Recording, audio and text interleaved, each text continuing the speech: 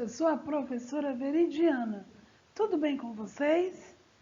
Hoje nós vamos ver um pouquinho do conteúdo sobre sentidos. Vamos lá?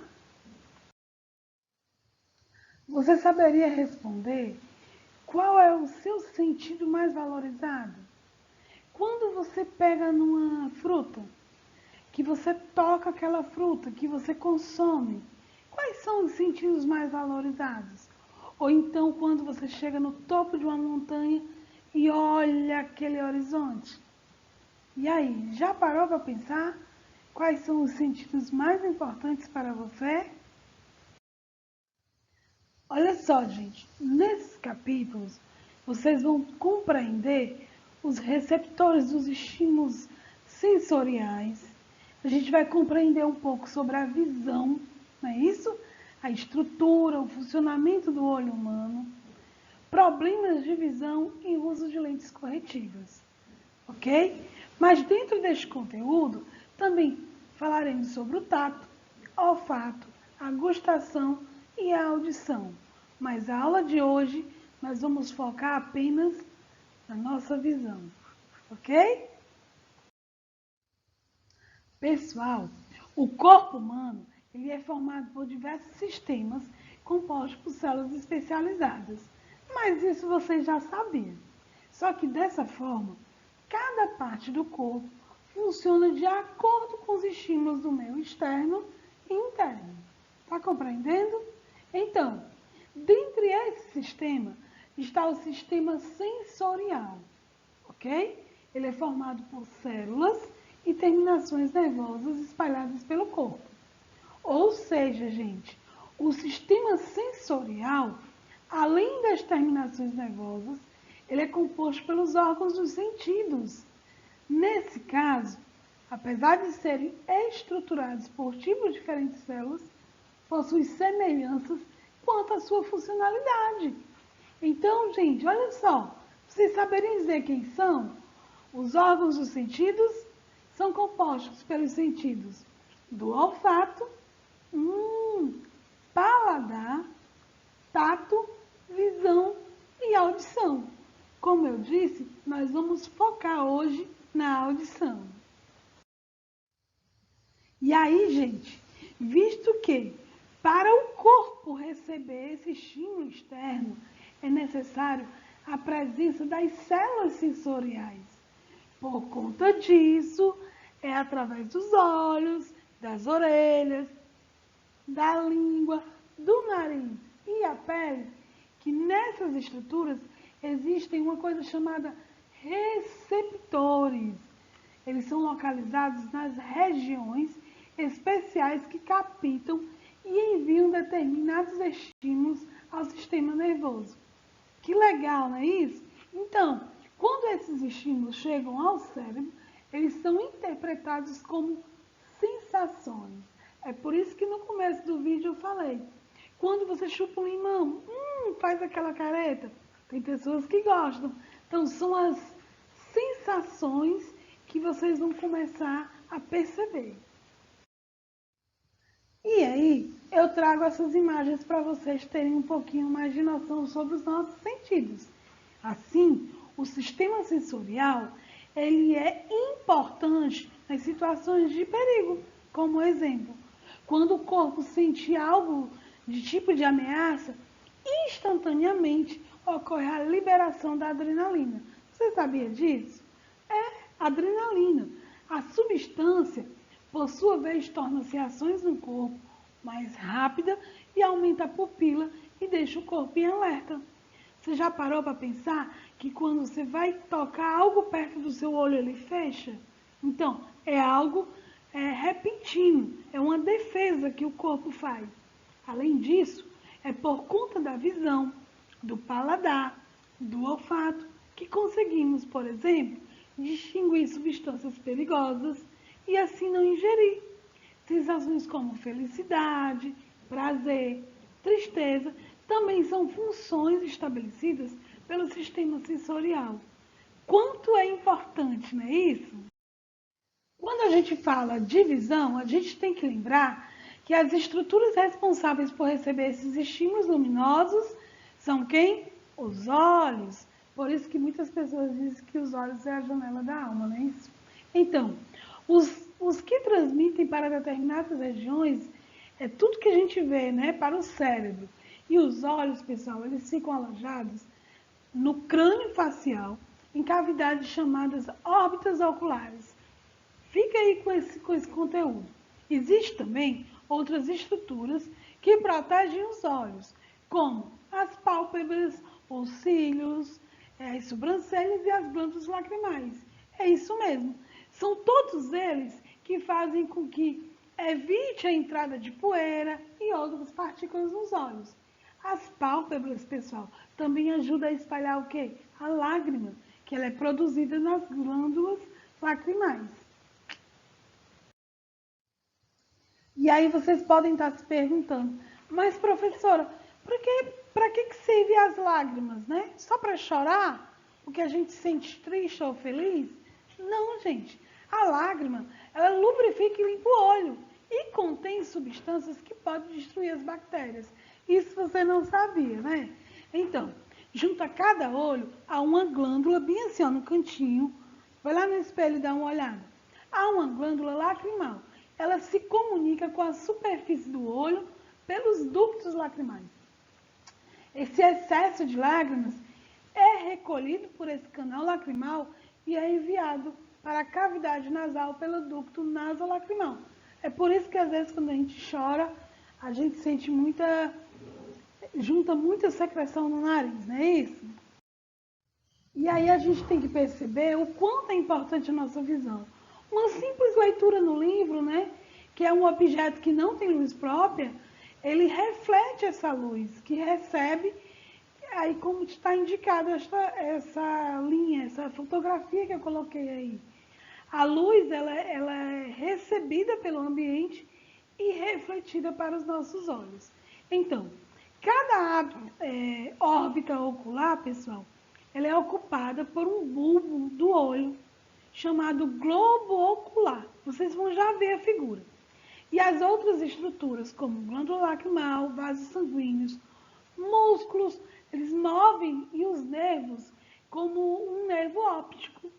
É isso mesmo. O olho tem um sistema que causa refração da luz, ou seja, um sistema que muda a direção da luz, que atravessa, fazendo com que esses raios luminosos, do cara que está lendo aí o livro, ele chega à retina. Isso mesmo, é a região onde estão os receptores de luz. Mais adiante, a gente vai compreender mais esse conceito de refração, tá bom? Como os estímulos detectados nos olhos são raios de luz, podemos dizer, pessoal, que esses órgãos são fotorreceptores, tá certo? Foto vem do grego de fotos, que significa luz. E aí, pessoal, esses nomes eles foram dados em referência ao formato que ele tem. Os cones, eles são estimulados por luz intensa e seus pigmentos detectam cores. Eu acho que vocês já viram um desenho, a figura de um olho, não é isso? Então, os bastonetes, eles são mais sensíveis e detectam a luz, mesmo que sua intensidade seja pequena. Eles não são responsáveis pela visão das cores, os bastonetes, tá bom? Então, os seres humanos têm, portanto, dificuldade para diferenciar cores em ambientes pouco iluminados. Então, a ausência total de luz, portanto, não é possível enxergar coisa alguma. Precisamos de uma luz para que a gente consiga, né, enxergar e decifrar aquilo que a gente conhece. Então, o sol e as lâmpadas emitem luz, não é isso? Mas nós também enxergamos objetos que não possuem luz própria. Isso é possível porque, porque reflete a luz que recebe. Lembra da história do livro? Isso mesmo. Isso é possível porque eles refletem a luz, fazendo com que os raios luminosos voltem para o meio de onde vieram. Por isso que a gente consegue identificar objetos que não têm luz. E aí você deve estar se perguntando, mas professora, por que você colocou esse monte de palavras? E aí, você já fez esse teste? Tentou dizer as cores, as palavras e não as cores que você está vendo? No caso aqui, no quadro que eu coloquei as letras, amarelo, azul, laranja, mas o meu cérebro, ele está querendo dizer a cor que eu estou vendo, não é isso? Então, gente, a ciência das cores, é, vocês têm que perceber o quê? Qual é a sua cor favorita? Vermelho, azul? Você tem uma, não é isso? Então, as cores para todos os gostos. Mas você já parou para pensar? Porque quando olhamos para algo, vemos uma cor e não outra? É. Então, pode parecer estranho, mas as cores não estão nos objetos observados, e sim em nossa mente, como eu acabei de explicar aqui o exemplo das palavras. As cores, elas estão ligadas ao quê? À luz. Ela vibra com uma rapidez variável, chamamos a medida dessa rapidez de frequência, né? É uma frequência. Gente, cada frequência corresponde a uma cor.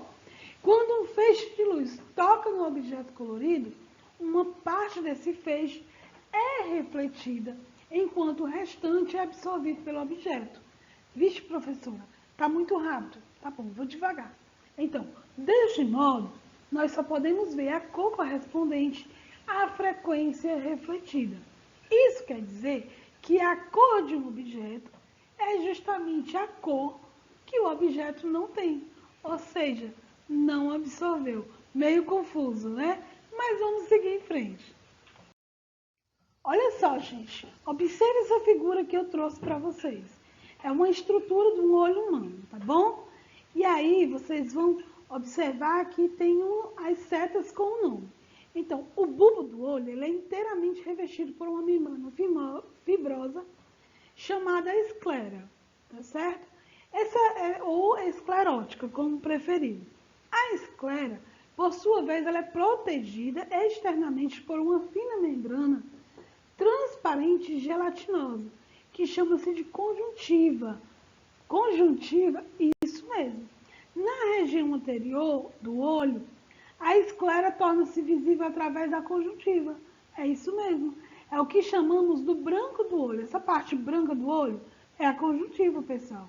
Então, a mesma membrana fibrosa que forma a esclera apresenta uma região transparente chamada a córnea, tá? Então, após atravessar a córnea, a luz passa por dentro do olho, preenchido por um líquido que atinge a íris. Vocês já ouviram falar?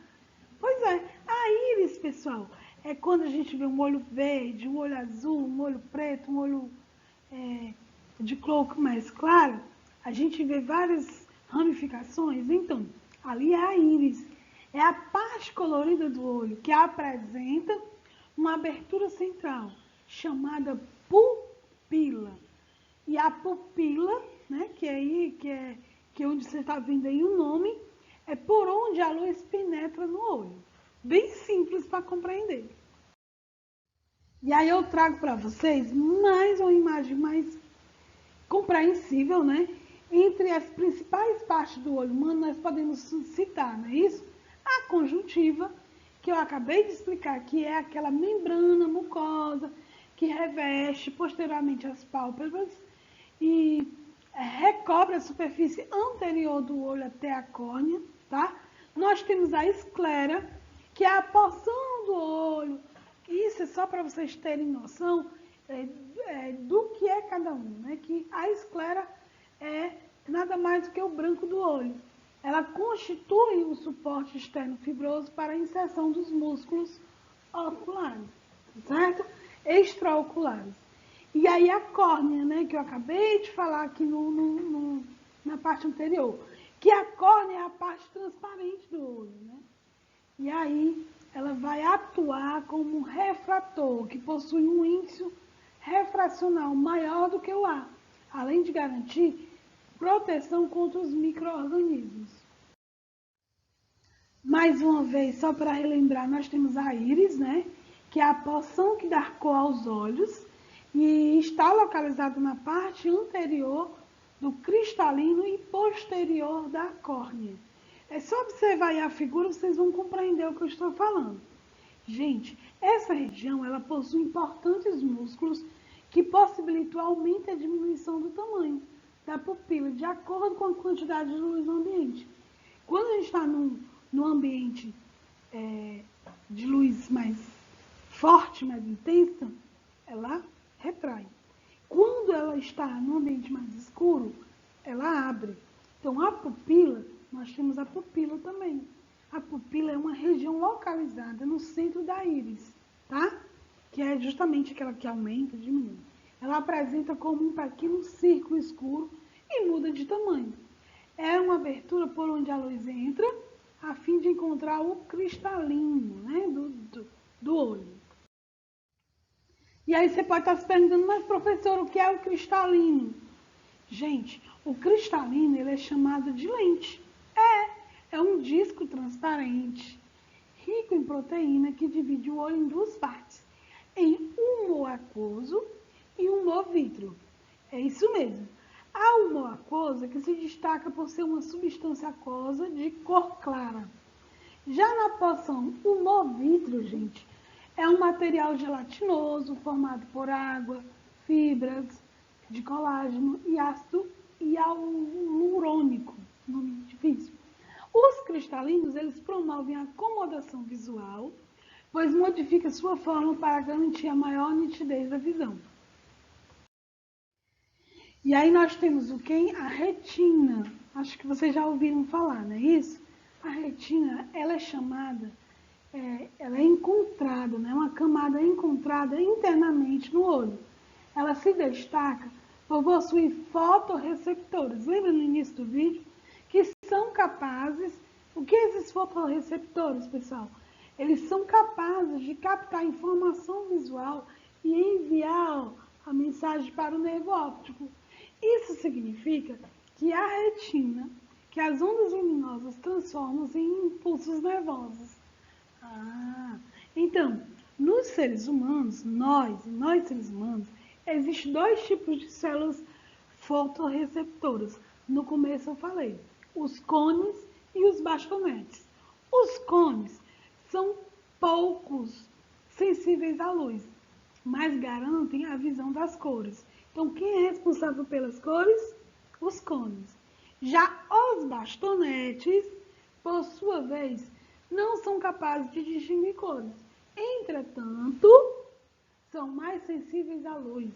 Nos permite ter uma visão noturna em preto e branco. Então, deu para entender melhor? E aí nós temos o nervo óptico, né, que é o finalzinho aí, ó, do olho. Ele é responsável por garantir os impulsos elétricos do olho, tá bom? E ele leva para a área específica do cérebro, que efetua a sua interpretação. E aí eu trouxe para vocês, para imaginar, que nós temos problemas de visões, né? As pessoas, vocês já viram pessoas com problemas de visão, né? Mas existem alguns problemas bem mais difíceis, né? Conhecidos como daltonismo, glaucoma, miopia, hipermetropia e astigmatismo. Isso aí vocês vão, ao longo do capítulo, vocês vão compreender o que significa cada um. Mas eu trouxe um resumo. E algumas pessoas, pessoal, não diferenciam todas algumas cores. Quando a gente não diferencia as cores, trocam as cores, isso chama-se daltonismo, né? Esse nome daltonismo, ele foi dado em função de um físico chamado John Dalton, né? Que já faleceu há muito mais tempo, mas nem estava aqui para ver. E ele apresentava essa condição, e que foi o primeiro a estudá-la, não é isso? Então, o daltonismo, gente, é determinado geneticamente e resulta em alterações nos cones. O glaucoma também é um problema de visão, é uma doença que afeta o nervo óptico e pode levar à cegueira. Vocês lembram lá do finalzinho do olho, aquele nervo que leva a informação para o cérebro? Então, é um dos tipos de doença que os oftalmologistas conseguem diagnosticar dilatando a pupila dos pacientes e fazendo o exame no fundo do olho, de onde parte o nervo óptico. E aí, pessoal, as alterações do formato do bulbo do olho em suas estruturas anexas, elas podem gerar outros problemas de visão, com certeza. E aí, as mais comuns são a miopia, a hipermetropia e o astigmatismo. E aí vocês vão precisar usar o quê? Lentes corretivas. E aí você diz assim, e miopia, professora? Então, a miopia é quando o olho não consegue focar claramente os objetos distantes.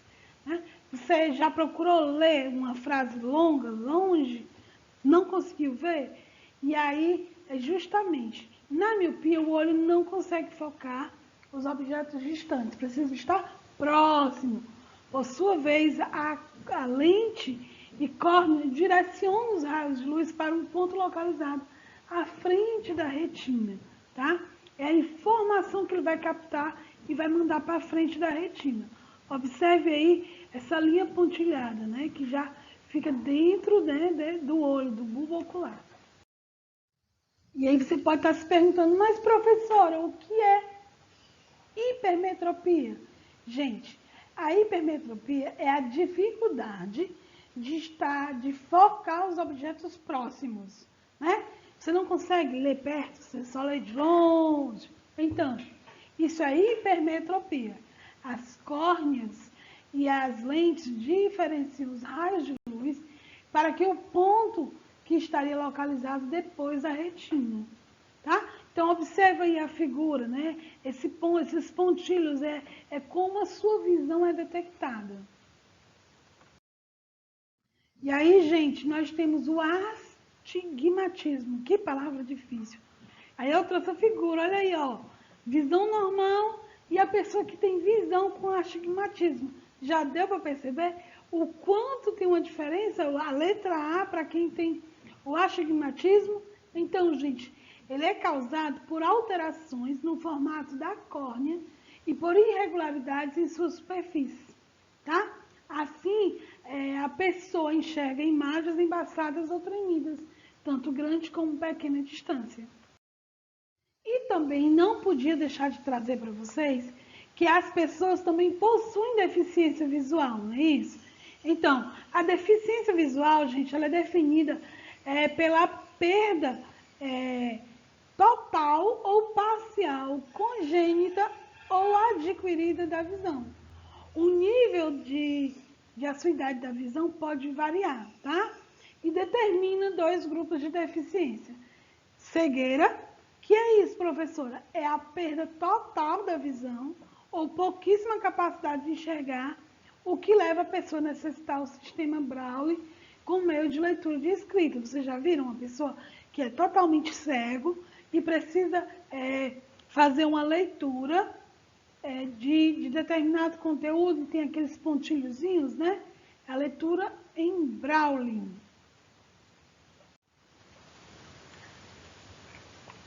E aí, eu tô aqui, por exemplo, o remédio, se vocês passarem a mãozinha, vocês vão sentir pontilhos, né? É justamente para a pessoa que tem dificuldade e conhece a leitura do Braille, né? Então, ela vai identificar aqui pelos pontinhos, tá? Para isso, precisa estudar, ter acesso a esse conteúdo para futuramente conseguir fazer esse tipo de leitura.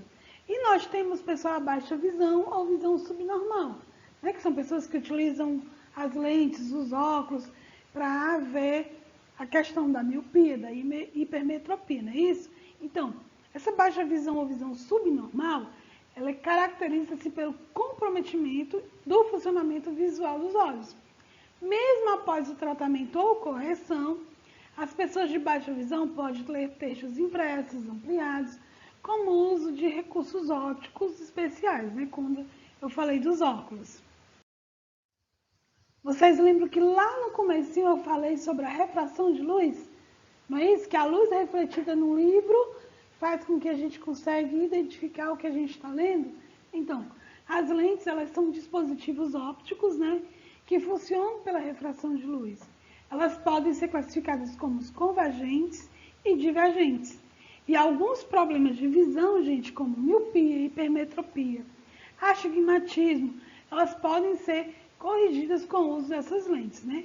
Para tratar desse assunto, precisamos conhecer como propriedades da luz, a refração e entender o significado físico do que é uma lente, tá? E aí, ó, eu trouxe aí para vocês essa figura desse copo com um lápis dentro, né? Observe, vocês estão vendo um lápis normal, né? Então, o lápis dentro do copo com água parece estar quebrado, não é isso? Na superfície da água. Pois então, mas quando retiramos da água, vemos que ele ainda está inteiro. Que é isso, gente? Será que os nossos olhos nos enganam? Olha só, a luz, observa só, a luz se propaga em linha reta e tem velocidade diferente dependendo do meio em que está se propagando. Observe que tem uma parte com água e outra sem água, não é isso? Então, quando ela passa por meio para o outro em que a sua velocidade de propagação é menor, a luz sofre um desvio, tá certo? Esse desvio chama-se refração, tá bom? No ar, a velocidade da luz é maior do que na água. Então, com isso, quando a luz passa do ar para a água, ela sofre esse desvio na trajetória aí do lápis. Isso mesmo. Então, essa trajetória contínua, retilínea, ela pode se desviar. Quanto menor for a velocidade da luz no segundo meio em relação ao meio de origem, maior será o desvio. Fala-se em raio refratado para aquele que sofre a refração. É por isso que a gente tem quase duas imagens aí do copo. E aí eu falei das lentes convergentes e divergentes, né? Então, quando pelo menos uma das faces de qualquer meio transparente for curva, nós falamos de lentes, tá? Nunca um óculos é retinho, né? Ele tem uma curva. As lentes, elas desviam os raios de luz de dois modos, aproximados ou afastando os raios refratados, como eu expliquei no exemplo anterior. Então, uma lente chamada convergente, o que é isso? É quando os raios refratados convergem para um ponto em seu foco. E a divergente é quando os raios refratados se afastam. E aqui eu trago para vocês essas duas imagens das lentes, tá? É a primeira fotografia, né? A trajetória de raios retilíneos incidentes sobre uma lente convergente. Isto é, que faz os raios refratados convergirem para o ponto chamado foco da lente. Observe aí as linhas traçadas coloridas. Já a divergente faz com que os raios se separem, tá vendo? Eles se espalhem. E aí, nessas imagens, é possível notar, gente, que os raios de luz amarela cruzam as lentes bem no meio delas e não sofrem desvios. Observa, o ponto da lente em que isso ocorre corresponde ao centro óptico da lente. Então, a lente cristalina, né, digamos, presente nos olhos, é uma lente convergente, com os dois lados curvos, né? Por isso que a gente tem essa curvatura no nosso olho. E as lentes convergentes, é que fazem os raios luminosos se aproximarem e se encontrarem na retina. Já a divergente, ela afasta os raios, né, da luz, levando o foco até a retina, onde formará a imagem. E aí, pessoal, por hoje é só. Falamos apenas da visão, tá bom? Eu agradeço, muito obrigada por ficar comigo até agora, nesse momento. E se gostaram, dá uma curtida, faz um comentário aí na minha aula, tá bom? Segue lá no Instagram, tá aí o meu e-mail, estou aqui à disposição de vocês. Um grande beijo da professora Veridiana Torres e até a próxima.